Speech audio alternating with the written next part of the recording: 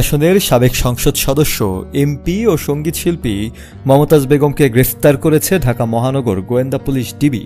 সোমবার 12 মে রাত 11:15টায় রাজধানীর ধানমন্ডির স্টার কাবাবের পেছনের একটি বাসা থেকে তাকে গ্রেফতার করা হয়।